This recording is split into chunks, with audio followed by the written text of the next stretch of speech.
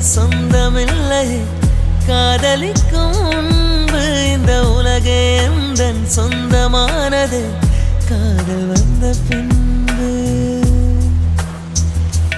ஓ சாவை அழைத்து கடிதம் போட்டேன். காதலிக்கும் முன்பு ஒரு சாவை திறக்க சக்தி கேட்கிறேன். காதல் வந்த பின்பு